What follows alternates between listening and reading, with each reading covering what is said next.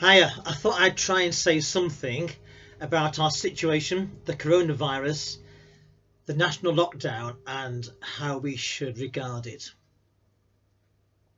Well, we have entered uncharted territory as a world community. There's probably never been a time when the entire global population has faced the same threat, a threat which seems to have come out of nowhere. Apart from maybe climate change, which is creeping up on us so slowly that for most of the time, most of us can ignore it. We are in a frightening and worrying time. But it is, I believe, a very important time for us as God's people here on God's planet. In fact, for all people. It is crucial that we pay attention and humble ourselves to learn the lessons that this hard and difficult time has to teach us. Times like these are sometimes called liminal times or liminal space. They are phases of life when business as usual no longer operates. The last one we had in the West was probably 9/11, when the Twin Towers came down. Sometimes it's helpful to picture our lives as a series of rooms that we travel throughout our lives. On a personal level, we might be fairly happily getting along with the tasks of each day in the comfort of one room, and we call this normality or business as usual. Then suddenly something terrible happens. Somebody dies, we are ill, or we lose a job, or some other catastrophe happens. It might simply be that life no longer has purpose or meaning for us. And in that moment, we are thrust out of a comfortable place in life into what we call liminal space, where life no longer feels safe and secure.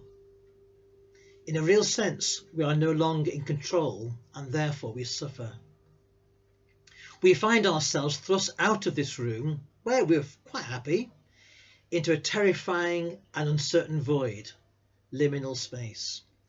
We have left this one room of life, but we have not arrived at a new place or the new room.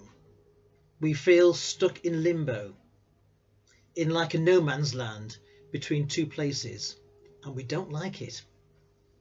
Liminal space is a threshold place, and the Latin for threshold is limen, hence liminal. In the Bible, liminal space is represented by the desert, the wilderness, being far from home. It's a place where we cannot fix things, control things, or even understand them. It is the experience of the children of Israel's 40 years in the wilderness. It is the experience of the valley of the shadow of death of Psalm 23. It is the exile of God's people in Babylon. It is the prodigal son, far from homes, in a pigsty, looking after swine. It is the Easter Saturday experience where we are lost and scared. Today we are in a difficult and hard place. And in liminal space, when we are there are several temptations that we face, as people in the desert often face such experiences. Number one, we want to go back to how things were, to the room we were in.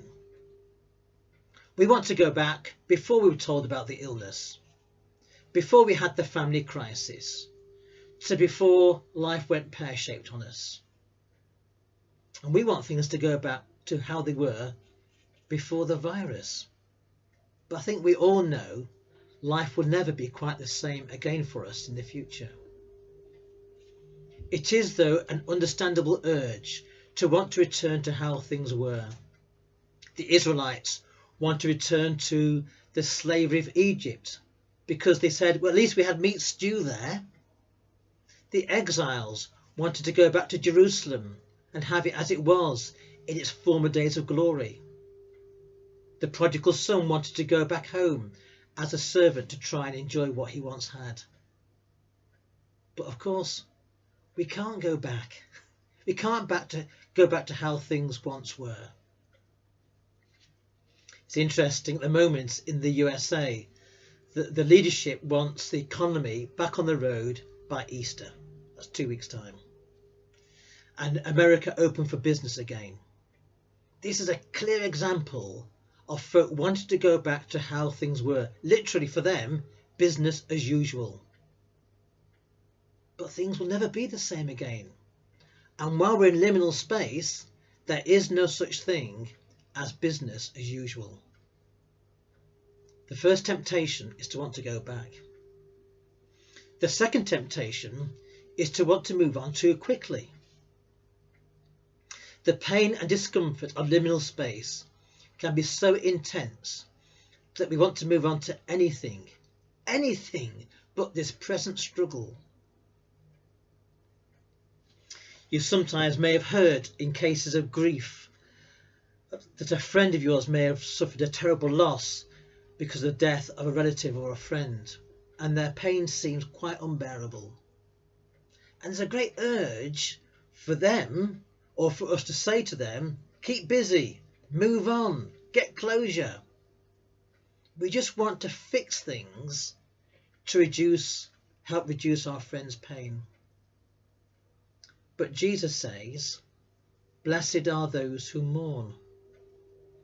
Counter to our instincts, staying in liminal space is crucial to our healing.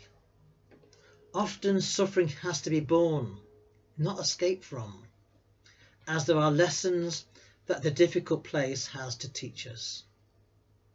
As in the prodigal son story, he had to spend time sat with his pigs before the penny dropped.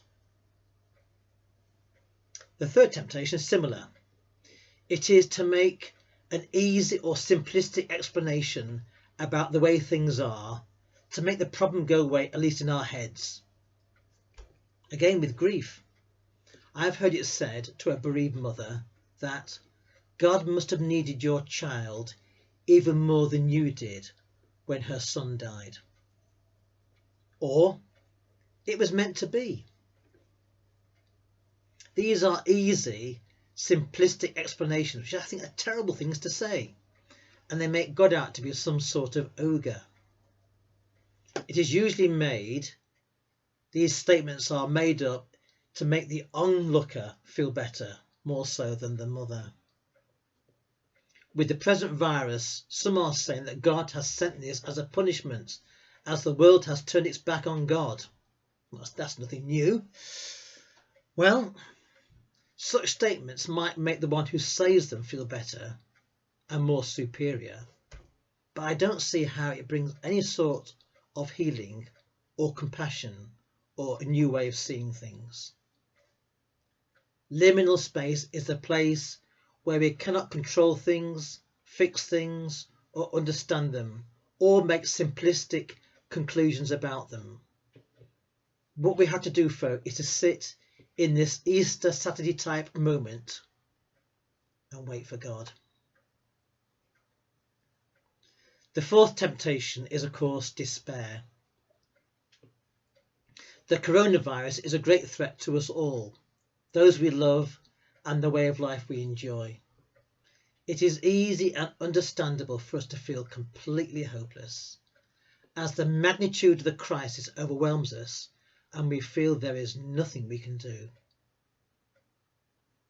In despair, we feel like people who have no hope. We've given up hope. We've handed it over. We become discouraged. We have lost our courage, and misery overtakes us.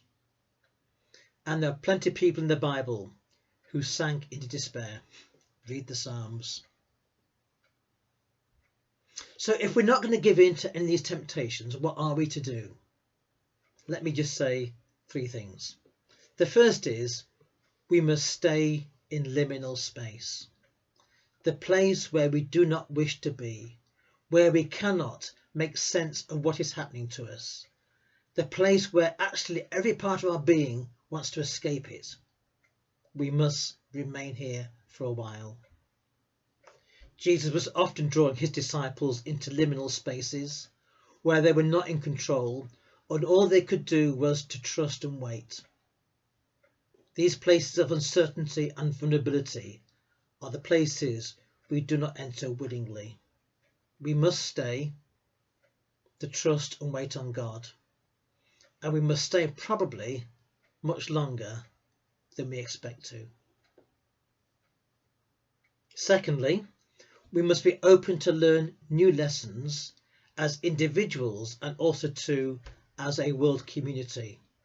Lessons that we would not have learnt any other way.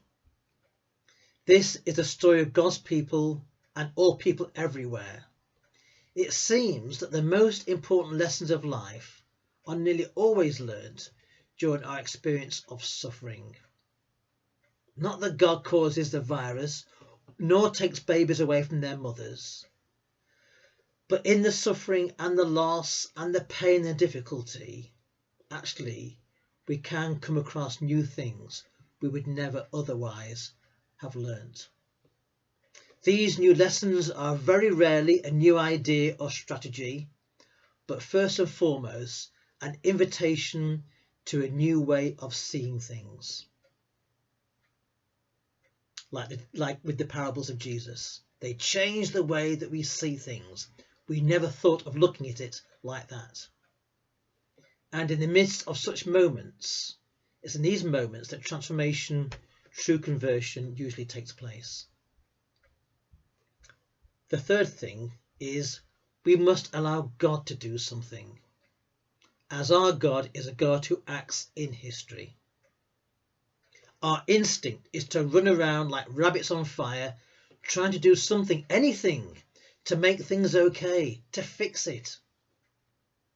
Clearly, many things do need fixing. But unless we have a new way of seeing, we will only fix things with the same mentality that caused many of the problems in the world in the first place. The invitation is to see things from a completely new perspective.